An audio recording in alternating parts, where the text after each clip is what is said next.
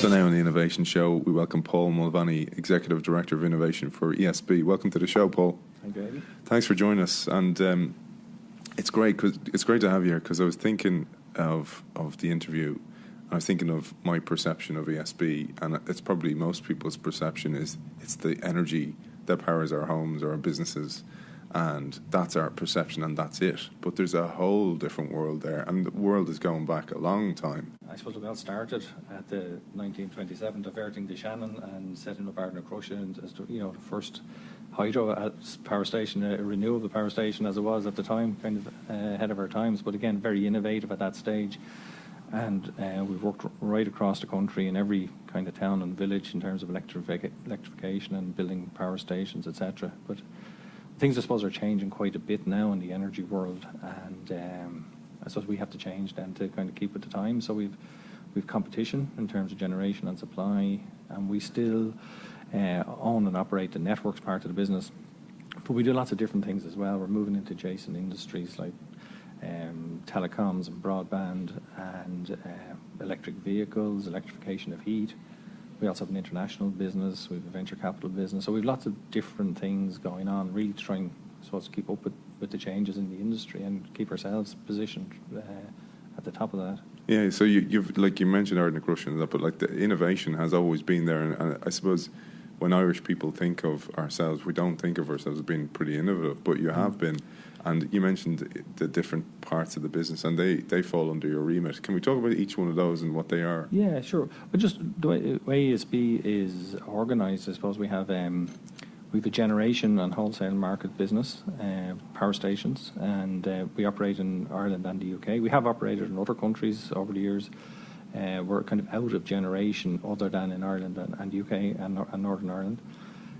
We have a supply business now, which is Electric Ireland, branded Electric Ireland at this stage.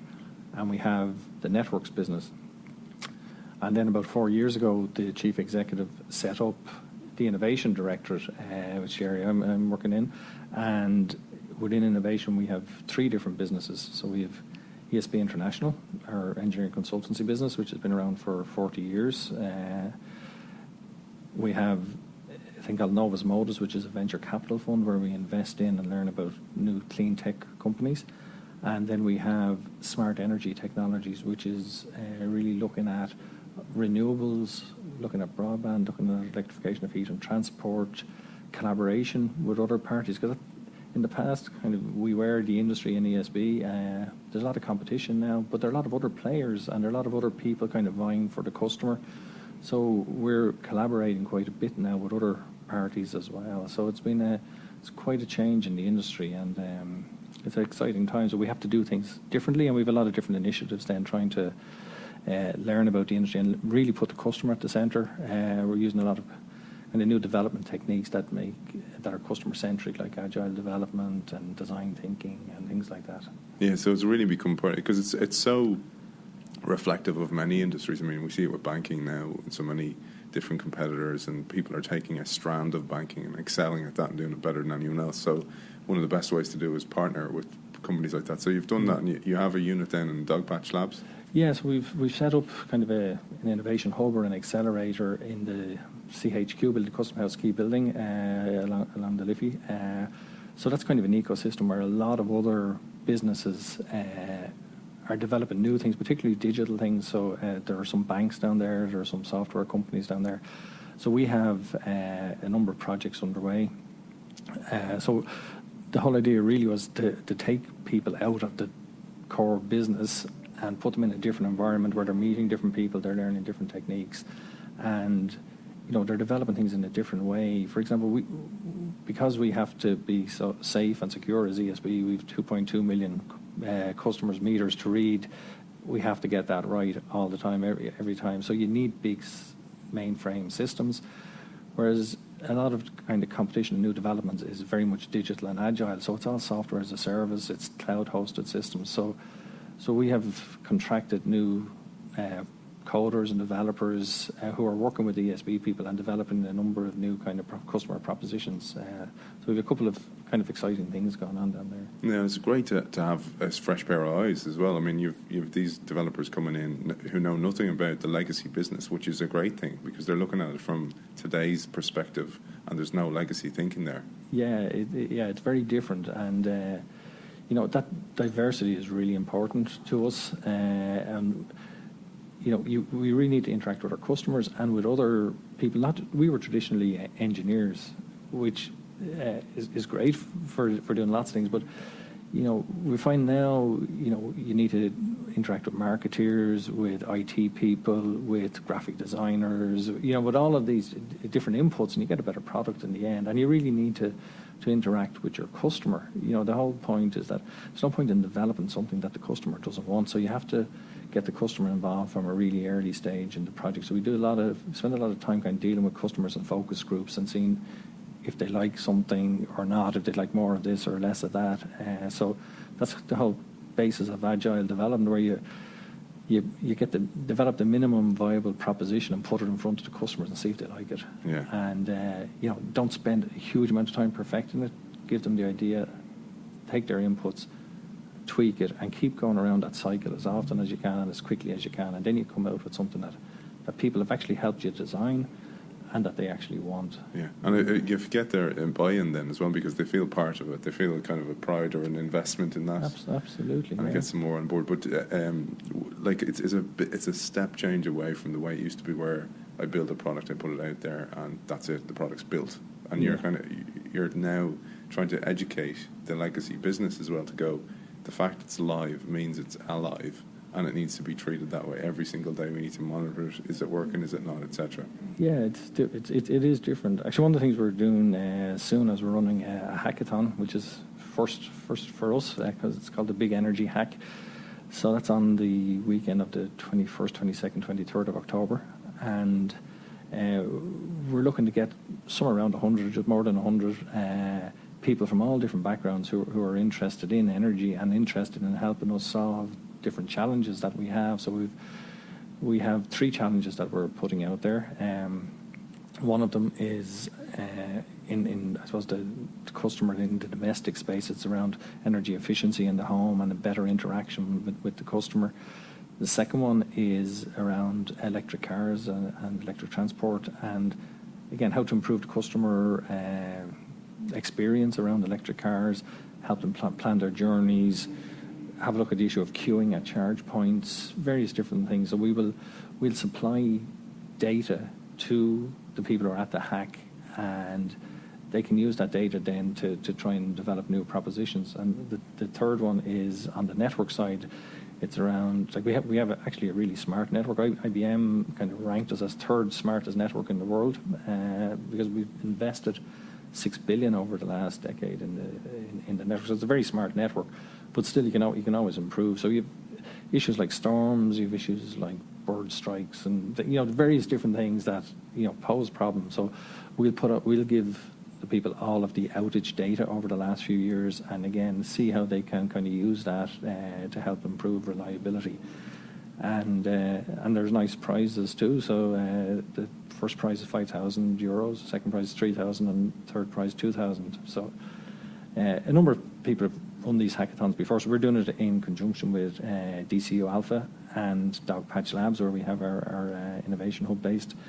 And people gather on the Friday evening and they're presented with the challenges, and they form teams themselves then and work on it, say all day Saturday and Sunday morning, and then present back kind of a Dragon's Den type thing on Sunday afternoon, 4-minute pitch, and then the winners are chosen, prizes given. And then, depending on what the ideas are and whether they're suitable for further development, well, we may go further with those winners at the time.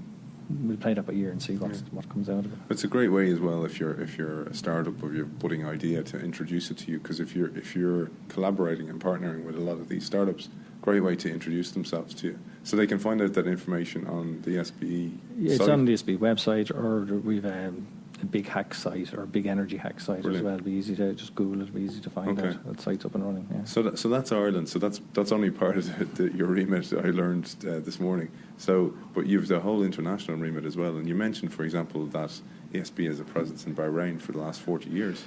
Yeah. So ESB International is. It's 40 years last year in business, but we've actually been in Bahrain for the last 40 years continuously, which is fantastic. Actually, we must be doing something well to mind our clients out there. So we work for the Saudi Electric Company out there, and have designed and built most of the electrical system in Manama and around Bahrain. And so we have about 40 people in an office out there.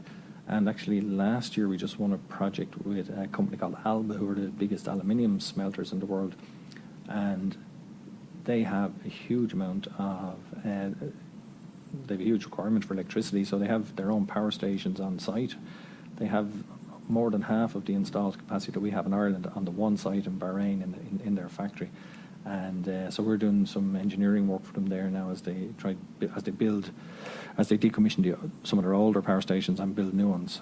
So that's exciting. But over the years we've worked in 120 different countries around the world, and we're probably active in maybe 15 or 16 at the moment. Yeah, because this is what I mean. Like I suppose I've been a bit disingenuous to ESB, because you think of it's just a domestic business, and there's this huge company that does all this stuff. And smart cars, I mean, smart cars has been a huge win for ESB, and you're learning on the job. Like anybody in the world, these are all new things dropped on you.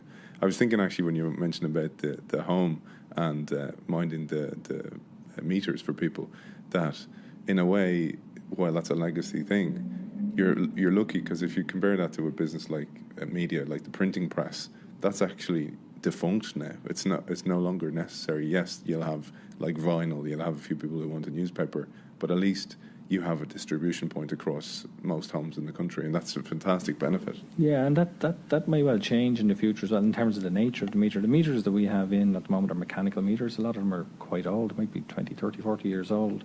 The future is moving towards digital meters, and meters that they monitor the time that you're using the electricity as well. So they will allow for time of use tariffs. So you'll be able to pay a different amount of electricity depending on when you use it. And that is going to drive huge changes in the industry, because there will be a big focus on trying to control people's bills and trying to get them to shift their demand characteristic to give themselves a lower bill, for sure, but also to help run the whole system. So, for example, if a big power station were to trip or shut down, we have to spin up all the other power stations to take up demand, because you have to match supply and demand exactly all the time. So you need power stations on standby and ready to go, have some headroom to increase their generation. Whereas if you now have a presence beyond the meter on the demand side, if you can get people to reduce their demand at a time like that, you don't need to increase as much generation. So, for example, in France, what they do in local authority housing is they control all the immersion heaters. So if you were to aggregate all of the immersion heaters in the country and decide that there's some issue on the system where supply isn't matching demand, if you can just switch off every immersion heater for 2, 3, 4 minutes, nobody will even notice that their immersion heater's gone off, but it's the equivalent of starting up a power station. So, wow. So it saves you having to build a new station maybe, and it also allows a lot more flexibility. So that kind of demand-side management and aggregation of demand, and even selling services back to the grid, is becoming bigger and bigger, both here and in the UK. And the two markets have merged, actually. So our home market is Ireland and the UK. So we've a presence in the UK in terms of generation. We've just completed a big new gas-fired power station in Manchester and Carrington, just near where Man United training ground is. And we're building a waste wood generating plant in Tilbury in London, where we're using like old pallets and old furniture. So there's enough waste wood in London to to fire an 8 or 40 megawatt power station. Wow. So it's just more renewables, big move towards renewables, and that's a huge part of where we're going as a company as well. That's phenomenal about the management. That, just the thought of that, like to an individual, it's only a slight, if even a disruption, but that all combined, it reminds me of actually how Amazon Web Services or something starts, like you pay to the cloud for hosting services, and it adapts to your usage. That's right, yeah. But also that overlapped with the gym. So the gym for an off-peak membership is a lot cheaper. There are lots of parallels between different industries now, and lots of ideas from one being brought into the other, and it's all about the user experience. That's really, really key now. So our users, if you like, who we would always have regarded as consumers in the past, we actually regard them as prosumers now, because they're much more proactive, they're much more interactive, but also some of them produce their own electricity. So they might have a small wind turbine, they might have solar panels, they might have battery storage, and that battery could feed energy back to the grid. So our relationship with the prosumer is beginning to change and will change, and that will really drive big changes in the industry. Yeah. We interact much more now. In the past, the interaction between the utility and the customer was you read their meter a few times a year and you send them 6 bills a year. That, pretty much that was your interaction, unless they lost power in a storm or whatever. But now customers, they actually want real-time information. They want to know, where's the energy coming from, how clean is it, how green is it, how much does it cost this hour rather than last hour or next hour. And they also want to know, which devices in the home are using most power, how can they best control their demand, and the whole move to smart devices as well. So there's a kind of a blurring then so you have energy flow 2 ways now rather than 1 way, and then you have a blurring of energy and information. So you see like new smart device, the fridge that knows when it's out of milk and can reorder. All of these things are becoming more and more prevalent, and they're being developed by white goods companies and the likes of Google and IBM and Intel. So all these industries are really merging now. So we have to have a much broader outlook. And so then that's kind of all the pieces of the company. And then there's the challenge, the people challenge. And how have you found bringing people who have worked for the company as it was, bringing them on the journey? Because that's the difficult piece, I suppose, because you want to respect where the company came from, but there's also this massive disruption, massive change happening, and you have to bring them with you. Yeah, and it's an interesting challenge, and some parts of the business can't change as quickly. For example, we still have to have a physical connection into everybody's house through a meter. So a lot of that physical stuff has to still be the same. But we do want everybody being more innovative about how they do their day job. So we have a number of different initiatives. Like we ran a Dragon's Den, for example, in our IT section. That was about 2 years ago. It was good fun, but we had great ideas developed, and the winners all had to be implementable within 6 weeks. So a lot of ideas came out, and they were all implemented within 6 weeks. And we last year we had our first Staff Innovation Awards. So this was right across the company. We had 500 different entries, and these were all ideas that were actually working. Now, they weren't an idea that somebody had that they might do in the future. These were actual innovations that That's a phenomenal amount. It was fantastic. What's even better is we ran it again this year, and I expected the numbers to be down a lot, because last year being the first year, people were submitting things that they had done over the last number of years. We got another 500 this year. Wow. Which is incredible. So they weren't before, they were sitting on some ideas, but these were all fresh. But these are new things that people have done, and they can be from very small to very big. So the idea that the overall last year, we actually had 10 different categories, safety, collaboration, customer, lots of different things. And the overall winner last year was some engineers in ESBI, a group of young engineers who developed a way of repairing power cables, undersea cables under the sea. And so we worked on the Moyle interconnector up north, between North and Scotland, and the interconnector had become damaged, hit by an anchor of a boat or whatever, ship. And the traditional your first problem is trying to find where the fault is in maybe 20 kilometres of cable.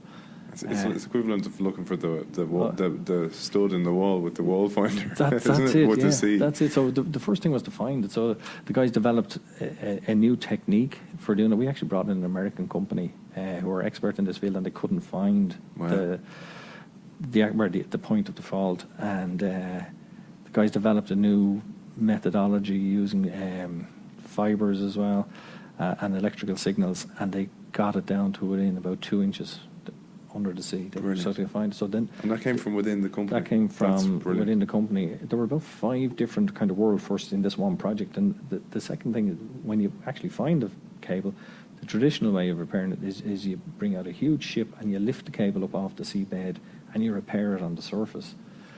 What the guys did is they developed a habitat, as they called it, that went down to the seabed. It was like a baby's incubator, nearly clamped around the cable. They pumped nitrogen gas in, displaced the water, and then we trained divers to actually repair the cable in this habitat at the bottom of the sea. And so we did the job for about 1/10 of what it would normally cost. And actually, as it happens, we're repairing the cable that was damaged out to the Aran Islands there a number of weeks ago. I'm using the same technique there now for that, and that's something then that we intend to sell through ESB International around the world. So we're trying to.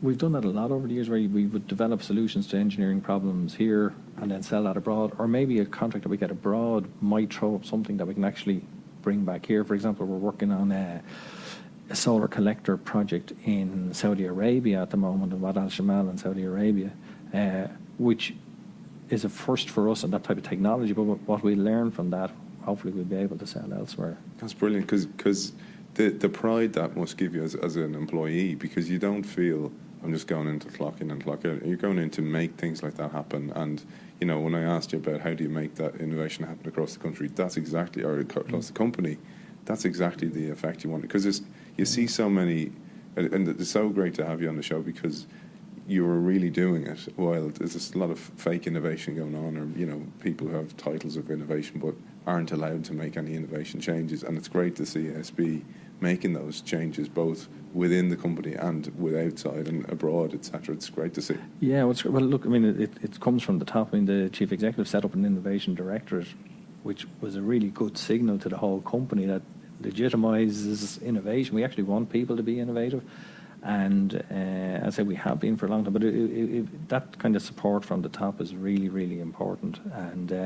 And you know, all the different parts of the business, networks, generation, Electric Ireland, we run a lot of kind of cross-functional groups and teams and work groups to try and share the learning and share the, you know, the problems, the challenges, and the learning. So we're trying to involve the whole company in this, you know, as much as we can. And it's it's great, and it's a great place to work. People like working here. We've just taken in about 90 graduates there recently as well. But I was going to ask you one thing, Paul, about the smart city piece. So I was thinking actually about the smart cars or the electric cars, and how does, like, it's a real one of those, the Wayne Gretzky quote of skate to where the puck's going, not where it is right now.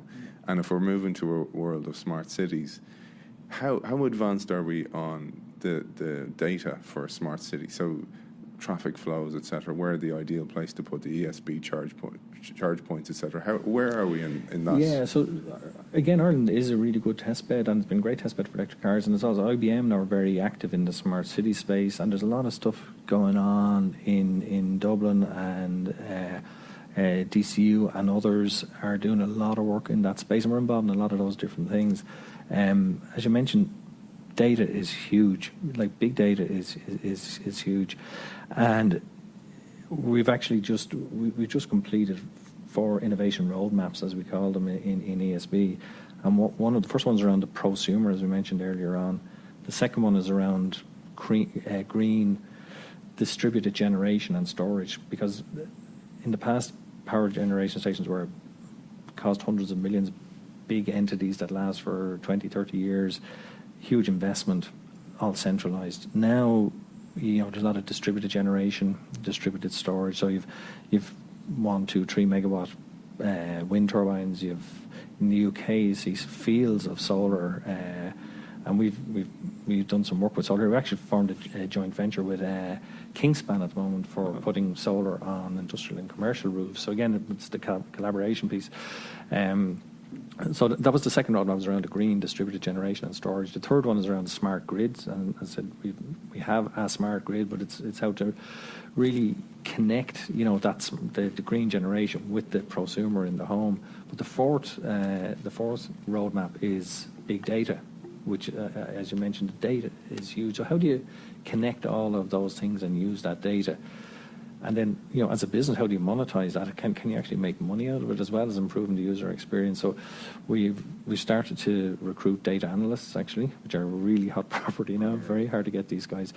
And we're developing use cases now. But the idea would be that you'd ultimately use different sources of data and connect them all together. So, for example, take the electric car.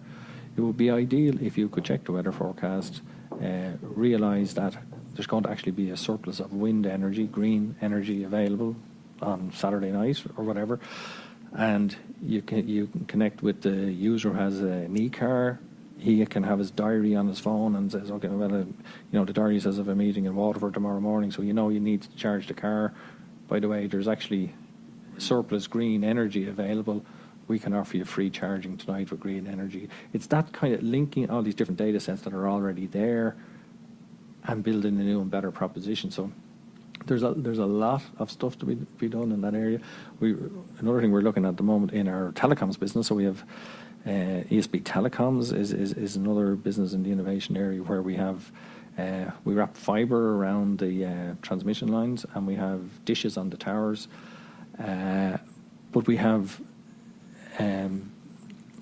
different, I suppose, in different areas we would have equipment for lighting up the fibre, and we're looking at leveraging that. So that's dispersed around the country in substations, and we're looking now at, we're actually testing a distributed data centres where we use all of these different, this equipment that's separated physically by quite a distance, but setting up a mesh of fibre to connect all of those to give you great resilience in terms of a data centre that'll be actually distributed around the country. So we're trying to leverage those kind of assets that we have there already and build new products. So it's exciting. I suppose it's not necessarily people might kind of associate ESB with, but we've been in that telecoms business quite a number of years now. And actually in an adjacent area, we've formed a JV with Vodafone. It's called Cyro, and we're rolling out broadband across initially 50 towns right around the country. That's ongoing at the moment as well. Yeah, so much on, because like from your own role perspective, it must be really exciting because you've so many plates on sticks, but they're all exciting ones, Yeah, keep them all spinning. Yeah. Well, Paul Mulvaney, Executive Director of Innovation, thanks for joining us. Thank you, Aidan.